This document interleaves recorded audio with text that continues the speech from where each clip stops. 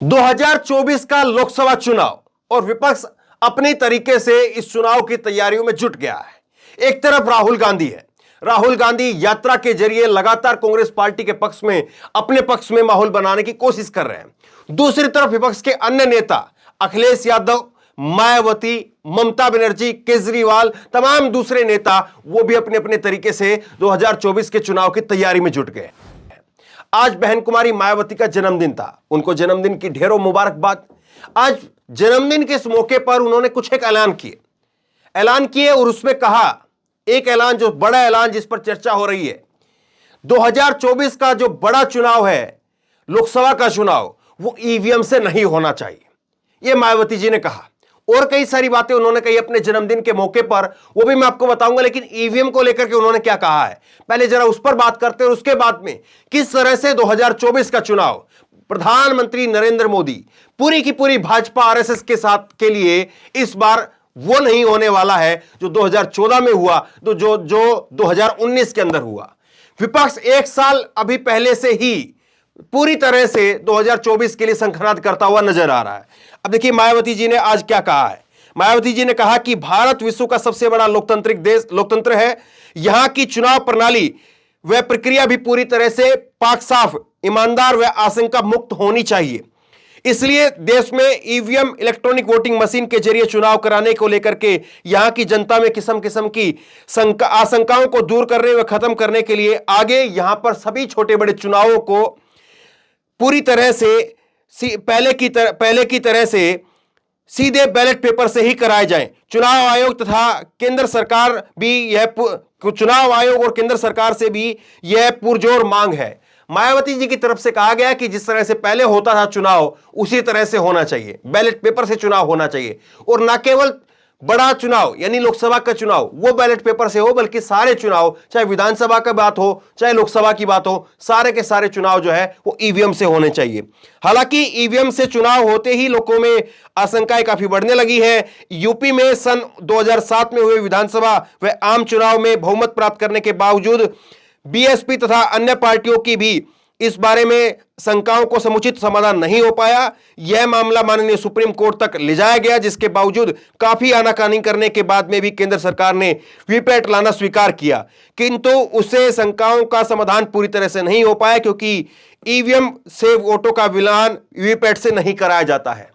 अब 2007 के अंदर विपक्षी पार्टियां गई थी और विपक्षी पार्टियों ने कहा कि आप ये जो चुनावी प्रक्रिया है इसको बैलेट पेपर से ही करवाया जाए। और खुद भाजपा जो है उस वक्त में कहती थी, भाजपा के बड़े नेता जो है वो किताब लिखते थे कि ये जो है कैसे बैलेट पेपर से चुनाव जो है सुरक्षित है और ईवीएम से चुनाव में खतरा है। खुद भाजपा इस बात को कहती थी, लेकिन उसके बावजूद जो है आज कैसे जो 2014 में ये मांग उठी, 2019 में फिर से ये मांग उठी और हर छोटे बड़े चुनाव में मांग उठती है। अब कांग्रेस के साथ साथ जो है कांग्रेस में भी कई बार ये बातें कही गई और आज मायावती जी ने खुल करके इस पर कहा है। मायावती जी ने कहा कि इतना ही नहीं, वीपैट समस्याओं का समाधान नहीं है, दाल में जरूर कुछ काला है और इसका उचित समाधान जरूरी है। अब दो तीन चीजों को आप आराम से समझिए, आसान भाषा में आपको बताता हूं कि किस तरह से क्या कुछ राजनीति तैयार हो रही है और क्या कुछ इस राजनीति का असर पड़ेगा। मायावती जी का जन्मदिन था। अपने जन्मदिन पर वो जन कल्याणकारी पीपल वेलफेयर डे के रूप में वो अपने जन्मदिन को मनाती हैं। और मायावती ने अपने जन्मदिन के ऊपर जो है आज कहा कि चाहे छोटे चुनाव हो चाहे बड़े चुनाव हो, अब बीएसपी किसी से गठबंधन नहीं करेगी। यह मायावती जी की तरफ से कहा गया। दूसरा उन्होंने कहा है कि अगर वीवीपैट की बजाय, ईवीएम की बजाय अगर बैलेट पेपर से चुनाव होते हैं तो उनका जो कैडर है वो चार्ज हो जाएगा और वो दोबारा से जो है वो जुट जाएगा 2024 के चुनाव के लिए, जिस तरह से पहले जो है जब बीएसपी की सरकार बनाने के लिए जुटता था। एक तरफ मायावती जो है वो अपने आप को जो है वो खड़ा कर रही है। अब इसमें भी समझने वाली बात यह है कि मायावती, एक इसमें कोई दो राय नहीं है कि मायावती ने जिस तरह से दलितों के उत्थान के लिए, बहुजनों के लिए जिस तरह से काम किया है, वैसा शायद और किसी नेता का दिखता नहीं है। इस बात को स्वीकार करना चाहिए। लेकिन मायावती जी का हाल के कुछ वर्षों में जिस तरह से चुप्पी रही है, इसको लेकर भी उनके ऊपर लगातार सवाल खड़े होते हैं। इस बात को भी साथ के साथ स्वीकार करना चाहिए। अब सवाल यह है, 2024 के लिए मोदी की राह क्या यहां से आसान होती है या मुश्किल होती है? आप देखिए कि किस तरह से 2024 के लिए समीकरण बन रहे हैं। 2024 के लिए एक तरफ अखिलेश यादव जो है वो उत्तर प्रदेश के अंदर लगातार घूम रहे हैं, जमीन पर लगातार अखिलेश यादव भी जा रहे हैं। उत्तर प्रदेश की अगर बात करें, राहुल गांधी ने पूरे देश के अंदर बेड़ा उठा लिया है, पूरे देश में भारत यात्रा वो निकाल रहे हैं और अब कहा जा रहा है कि इस यात्रा के बाद में दूसरी यात्रा होगी, वो गुजरात से लेकर के अरुणाचल जाएगी, तो वहां पर भी यात्रा होगी।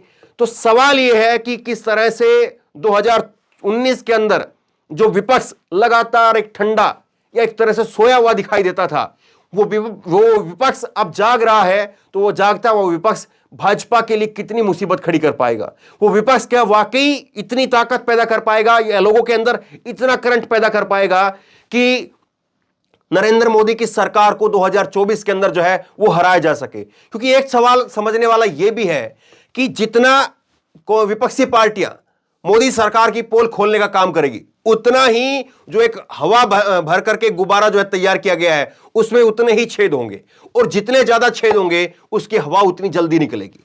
अब विपक्षी पार्टियां, तमाम पार्टियां यहां पर कांग्रेस से लेकर के और अब समाजवादी और उसके बाद में बीएसपी और उधर जो है वो ममता बनर्जी, इधर अरविंद केजरीवाल, तमाम नेता जो है अपने अपने तरीके से दावे ठोक रहे हैं। लेकिन क्या भाजपा की जो मजबूती है ये तमाम समुचित विपक्षी नेताओं के मजबूत होने से ही उल्टा मजबूत हो रही है? क्योंकि भाजपा ये देखती है कि अगर सारे नेता मजबूत हो गए और ये सारे नेता अलग अलग लड़ेंगे तो फिर भाजपा के खिलाफ का जो वोट है वो बट जाएगा, और जब वो वोट बट जाएगा तो निश्चित तौर पर फिर भाजपा को ही फायदा होगा और भाजपा दोबारा से या तिबारा से जो है वो 2024 के अंदर आएगी। सवाल कई सारे हैं, लेकिन एक कहावत है कि जब आप घर से निकल लेते हैं तो कहीं ना कहीं पहुंचते जरूर है, और विपक्ष घर से निकल रहा है। अब वो पहुंचेगा कैसे, कहां पर पहुंचेगा, कब पहुंचेगा, ये तो 2024 का समय बताएगा। लेकिन विपक्ष ना 2014 की तरह से और ना 2019 की तरह से जो सरेंडर की स्थिति में था वैसा दिखाई नहीं दे रहा है, और विपक्षी नेता साल भर पहले से। अब सवाल एक ये भी है कि क्या राहुल गांधी जो इतने जबरदस्त सक्रिय हो गए हैं उनकी वजह से विपक्ष के नेताओं में भी खलबली बची हुई है? सवाल कई सारे हैं। जब आप ईमानदारी से बात करते हैं, जब आप ईमानदारी से विश्लेषण करते हैं तो आपको हर जगह सवाल दिखाई देते हैं। जब आप किसी एक तरफ होकर के बात करेंगे तो फिर आपको केवल और केवल जो है उसमें सवाल नहीं दिखाई देंगे, बाकी सब में सवाल दिखाई देंगे। तो बहरहाल एक ईमानदारी से जो है 2024 के बारे में अगर आप सोचेंगे तो फिर बहुत कुछ जो है वो दिखता है, और भाजपा के लिए बहुत कुछ बनता हुआ, भाजपा के लिए बहुत कुछ बिगड़ता हुआ वो भी नजर आता है। तो बहरहाल आप क्या सोचते हैं, आप क्या समझते हैं? 2024 से पहले विपक्षी नेताओं का इस तरह से सक्रिय होना, ईवीएम छोड़ने की बात जो अब हो रही है, कांग्रेस दूसरी तरफ हाथ जोड़ने की बात कर रही है, तो ये हाथ जोड़ो ईवीएम छोड़ो, कांग्रेस हाथ जोड़ो का अभियान चला रही है। अब कांग्रेस का दूसरा अभियान है ये भारत यात्रा के बाद में, और बीजेपी का जो है एक तरफ नरेंद्र मोदी के नाम पर वही चेहरा, तो वो चेहरा कब तक चलेगा जब विपक्ष इस तरह से लामबंद हो रहा है और विपक्ष जो है वो अपनी अपनी तरीके से कोशिश कर रहा है। आप बताइए 2024 के लिए मोदी की राह कितनी आसान है और कितनी मुश्किल दिखाई दे रही है? क्या जनता वाकई जाग रही है? क्या विपक्षी नेता जब जगाएंगे तो जनता के अंदर असर पड़ेगा, करंट पैदा होगा? आप क्या सोचते हैं नीचे कमेंट बॉक्स में लिख करके मुझे जरूर बताइए। इस वीडियो को खूब शेयर कीजिए और इसी तरह की तमाम खबरों के लिए ऑनलाइन न्यूज ने सब्सक्राइब कीजिए, साथ में जो बेल आइकन है घंटी उसको जरूर दबाइए ताकि जैसे वीडियो अपलोड करें उसकी नोटिफिकेशन सीधा आपको मिल सके। धन्यवाद। इस खबर को अभी लाइक करें, शेयर करें, अभी चैनल को सब्सक्राइब करें और घंटी जरूर दबाएं।